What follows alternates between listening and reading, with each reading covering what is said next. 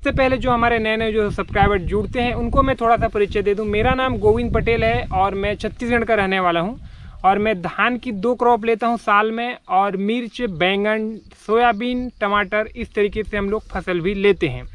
तो आज के वीडियो में मैं आपको बताऊंगा कि हम लोग धान में जो कल्ले की संख्या किस तरीके से बढ़ाएं, उसके बारे में आज हम चर्चा करेंगे।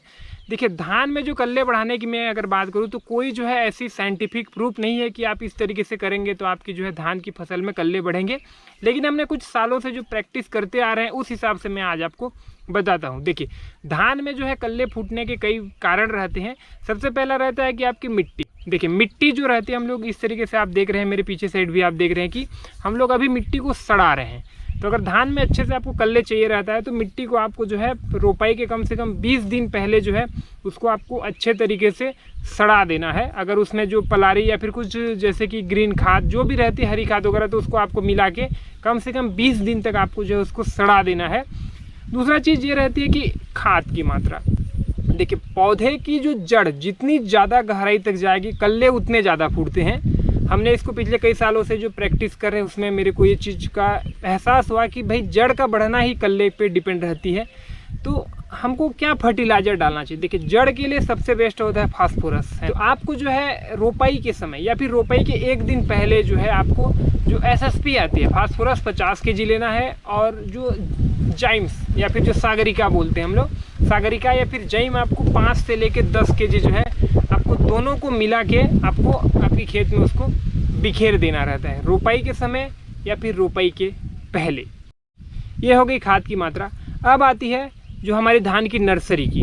धान की नर्सरी जो रहती है, पौधे जो रहते हैं, वो छोटा से छोटा जो पौधा रहता है, मतलब कम उम्र का पौधा, छोटा पौधा कहने का मतलब कम उम्र का जो पौधा रहता है उसमें ज़्यादा कल्ले फूटने की संभावना रहती है, और जो ज़्यादा उम्र का पौधा रहता है उसमें कम कल्ले फूटने की संभावना रहती है।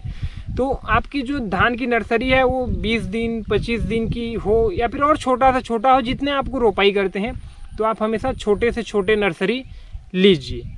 अगला जो फैक्टर आता है, आपने तो भैया कि मिट्टी का व्यवस्था कर लिया, खाद भी प्रॉपर डाल दिया, पौधे भी उसमें डाल दिए। अब आती है हम लोग खेत में उसको किस तरीके से ट्रीट करें।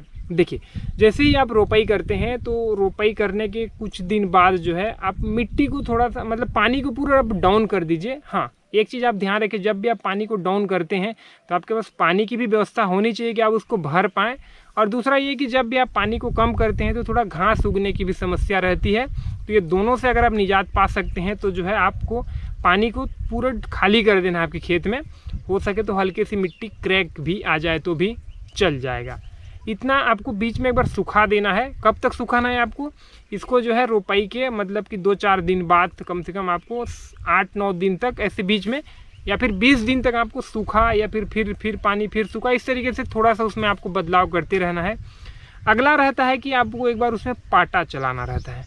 पाटा में बांस की बल्ली को बोलता हूँ, तो लोग वज़न से काफ़ी कंफ्यूज होते हैं।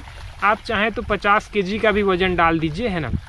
हमारे तरफ तो इतना बड़ा जो चौड़ा लकड़ी आता है उसको देते हैं, और उसके ऊपर में खड़े भी होते हैं, और बैल के माध्यम से भी पाटा चला दिया जाता है। तो आप वज़न पे जो है आप ध्यान न दें, आप ज़्यादा हल्का भी ना लें कि ज़्यादा हैवी भी ना लें।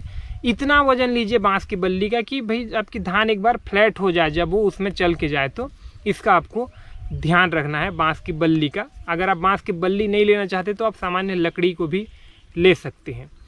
इतना आपने इसमें कल्चर प्रैक्टिस या फिर जो भी खाद वगैरह है सारे प्रैक्टिस आपने कर लिया। उसके बाद जो है फर्टिलाइज़र की बात करते हैं अब अगले स्टेज की, जो कि आपको रोपाई के लगभग 21 दिन के बाद जो उसमें डाला जाता है। तो उसमें आपको डालना है यूरिया, लगभग जो है पर एकड़ की मैं आपको बात कर रहा हूँ, तो उसमें आपको यूरिया लगभग आपको डालना है 35 से 40 kg, और लगभग 10 से 12 kg आप पोटास डालिए। और जिंक अगर आपने मतलब कि मिट्टी में नहीं डाला है रोपाई के समय तो आप जिंक भी डाल सकते हैं। जिंक सल्फेट यूरिया के साथ मिलाएंगे तो पानी हो जाएगा, तो इसीलिए ADTA जो जिंक आती है, चिलेटेड जिंक, जो है आप मिला के आप खाद उसमें डाल दीजिए। इतना आप अगर प्रैक्टिस करते हैं तो आपकी जो धान की कल्ले है वो काफ़ी अच्छे तरीके से आएगा, और जो आपकी धान की ग्रोथ भी है वो भी काफ़ी अच्छे तरीके से होगा। और ये कुछ सालों के अनुभव की जो है मैं आपको बात को मैं बता रहा हूँ, और मेरे ख्याल से हर मिट्टी हर क्षेत्र के लिए अलग भी हो सकती है। वातावरण का भी काफ़ी ज़्यादा प्रभाव पड़ता है, अचानक से ज़्यादा धूप या फिर बार बार की बारिश भी जो है कल्ले फूटने में थोड़ा सा बाधा उत्पन्न करते हैं। तो फिलहाल आज की वीडियो में बस इतना है। इससे संबंधित कुछ भी सवाल या सुझाव हो तो प्लीज़ आप नीचे में कमेंट जरूर करिएगा, और वीडियो अच्छा लगा तो हर बार की तरह लाइक करके हमारे चैनल को भी सब्सक्राइब जरूर करें। धन्यवाद।